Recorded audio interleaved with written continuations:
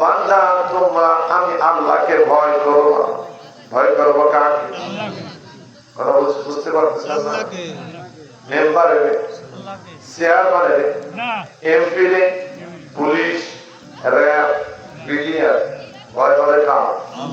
জবান করে গভীর রাতে নিস্তব্ধতা ভেঙে করে বলুন কার? আল্লাহ।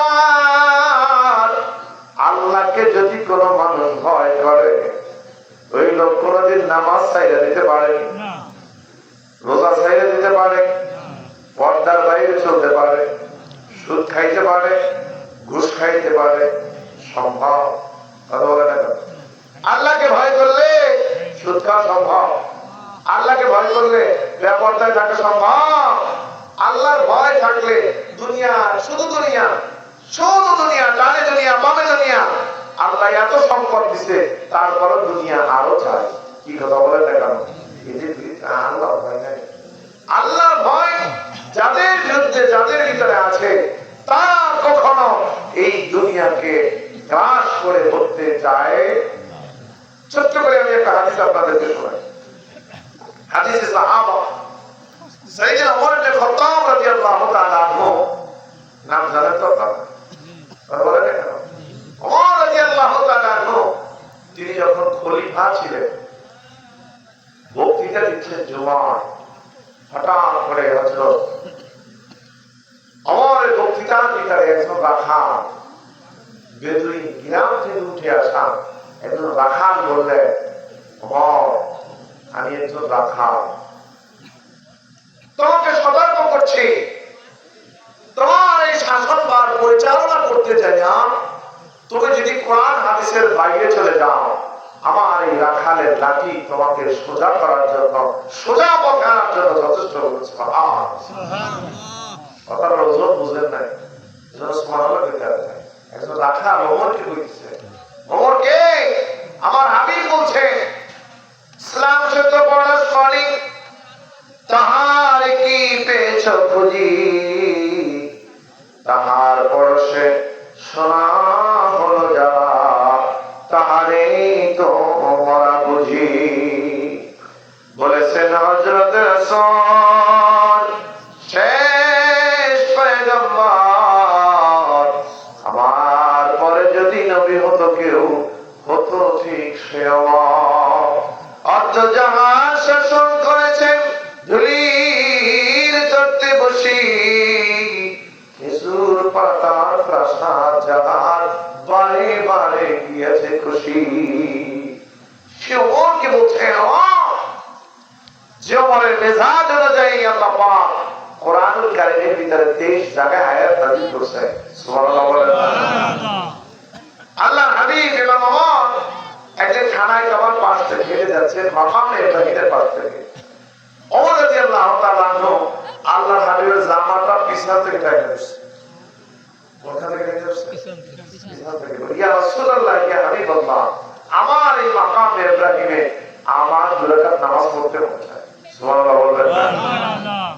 ভাই আমার, আল্লাহর হাবিব সাল্লাল্লাহু আলাইহি ওয়াসাল্লাম বললেন, ওমর তুমি এখানে নামাজ পড়তে যাচ্ছ, কিন্তু আমার কোন ইবাদত করতে হলে আল্লাহ তাআলার পারমিশন ছাড়া আমি কোন ইবাদত করতে পারি না। আমার নূরে মুহাম্মদ সাল্লাল্লাহু আলাইহি ওয়াসাল্লামের জামা মুবারক সারে না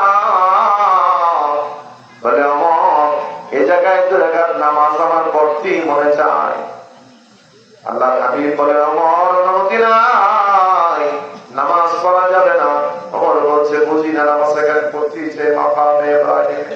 সাথে সাথে জিবরাইল আমিন নাজিল হয়ে গেলেন আর বলেন, ইয়া রাসূলুল্লাহ,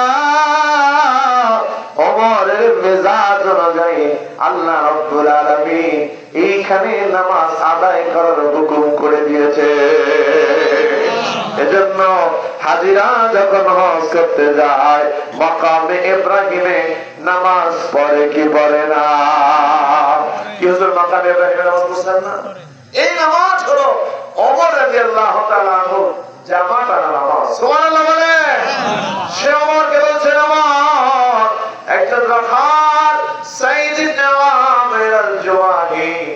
তিনি ওমরকে ডাক দিয়ে বলছেন, ওমর রে, যদি পারেন কোরআন হাদিস অনুযায়ী দেশ পরিচালনা করবেন, যদি না পারে আমার এই রাখালের লাঠি আপনাকে সোজা রাস্তায় আনার জন্য যথেষ্ট হয়ে যাবে। একজন রাখাল, তার নাম হলো সাইদ ইবনে আমির আল-জুমাহি রাদিয়াল্লাহু তাআলা আনহু। ওমর রাদিয়াল্লাহু তাআলা আনহু সাইদকে ডাক দিয়েছে, সাইদ, তোমার মতো একজন লোক আমি খুঁজছিলাম। সুবহানাল্লাহ বলবেন। বলে কেন? বলে সিরিয়ার হিমস শহরের একজন গভর্নর দরকার। আমি গভর্নর, উপযুক্ত গভর্নর খুঁজে পাচ্ছি না। পাক্কা তোমার মতো সাহসী লোক খুঁজে পাই না। তোমার মতো একজন মন্ত্রে মন্ত্রে মুজাহিদ সিরিয়ায় দরকার। সাইদ ইবনে আমির আল-জুমাহি রাদিয়াল্লাহু তাআলা বলে, হুজুর, আমার ভিতরে এমন কোন যোগ্যতা নাই আমি একজন গভর্নর হব। আর সিরিয়া হলো বড় সেনসিটিভ জায়গা। তামাম পৃথিবীর ভিতরে সব থেকে ব্যবসা বাণিজ্যের জন্য একটা উপযুক্ত জমজমাট জায়গার নাম ছিল সিরিয়া। কথা বোঝেন নাই? ওই সময় সিরিয়া থেকে জমজমাট ব্যবসা বাণিজ্যের কোন জায়গা ছিল না। এখন যেভাবে আমেরিকা, এখন যেভাবে যুক্তরাজ্য, তখন ওই জায়গাটা ব্যবসার জন্য, তামাম পৃথিবীর ব্যবসার জন্য জমজমাট জায়গার নাম ছিল সিরিয়া। আর সিরিয়ার রাজধানী ছিল তখন হিমসে। সুবহানাল্লাহ বলে। আমিরুল মুমিনিন আমার সিরিয়ার হিমসের গভর্নর করে পাঠিয়ে দিলেন সাইদ ইবনে আমির আল-জুমাহি।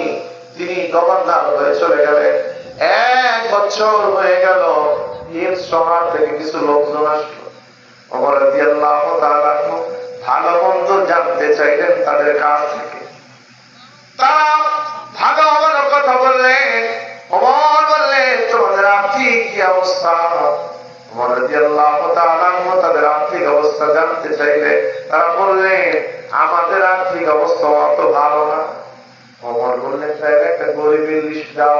লম্বা একটা গরিবের লিস্ট তারা দিল।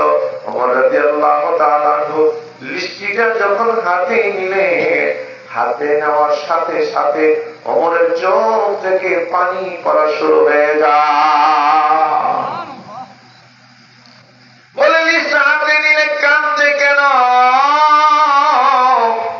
ওমর সব থেকে গরিব অসহায় লোকদের লিস্টি পড়ে দেখে এই গরিবের লিস্টের শুরুতে সাইদ ইবনে আমির আল-জুমাহির নামটা লেখা, যাকে 1 বছর আগে হিমসের গভর্নর করে পাঠানো হয়েছে। যাকে 1 বছর আগে সিরিয়ার গভর্নর করে পাঠানো হয়েছে, তার নামটা গরিবের প্রথম নাম্বারে লেখা। কথা বলে, আমাদের এমপি মন্ত্রী যারা আছে তারা তো এই পর্যায়ে বুজুর্গ, এইরকমের বুজুর্গ না নাই। সাহাবীদের জীবন থেকে আমাদের শিক্ষা নেওয়া দরকার। এই তেল নিয়ে আমাদের বরগুনার পাম্পে আর কি মারামারি আছে। একজন কইতেছে, আমি আর কি অমুক দলের আর কি ভালো মানুষ, সিরিয়াস ছাড়া তেল নেবে। একজন লোকজন ধরে দিচ্ছে দাদা। আমি তারা এই বললাম, ভাই না, তিনি অত্যন্ত গ্রস্ত একজন মানুষ, কিন্তু যত করে হোক আমাদের মানে। আমি বললাম, দেখেন, আপনি একটা দলের খেয়াল করেন, আপনি নেতা মানে খাবেন, যে আপনি প্রতিনিধি মানে কি জনগণের খাবেন। আপনি এখানে যদি আপনি কি করেন, হ্যাং করেন গা, দান করেন গা, নির্বাচনের আগে যে কথাগুলো করেন ওইগুলো কোথায় রাখছেন? কথা বুঝলেন না? বলে আমার কথা, নির্বাচনের আগে প্রতিশ্রুতি অভাব আছে। কত প্রতিশ্রুতি দেয়।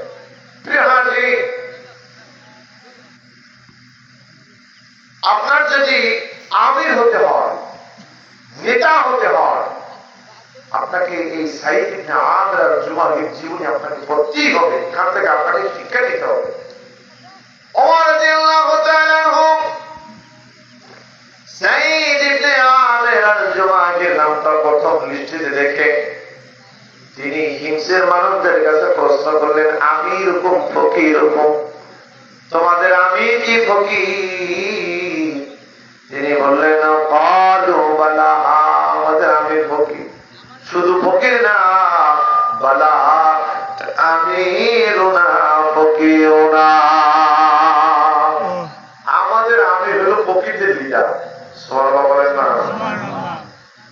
হিমসের গভর্নর, যেই জায়গাটা পৃথিবীর সব থেকে জমজমাট জায়গা, যেখান থেকে টাকা ধরলি, যেখান থেকে স্বর্ণ ধরলি, যেখান থেকে দিরহাম ধরলি, ধরতে দেরি কোটিপতি হইতে বিলিয়ন ট্রিলিয়ন হইতে সময় লাগে না, সেইখানে 1 বছর গভর্নর থাকার পরে তার নামটা আসে গরিবের লিস্টিতে। কেমন ভয়! সুবহানাল্লাহ বলেন না? আল্লাহর ভয় ছাড়া সম্ভব? বাবাজিরা আমার, ওমর রাদিয়াল্লাহু তাআলা আনহু 1000 স্বর্ণের দিরহাম, 1000 স্বর্ণের বার পাঠায় দিলেন সাইদ ইবনে আমির আল-জুবানির একার জন্য, আর অন্যদেরকে অনেক কিছু দিয়ে দিলেন।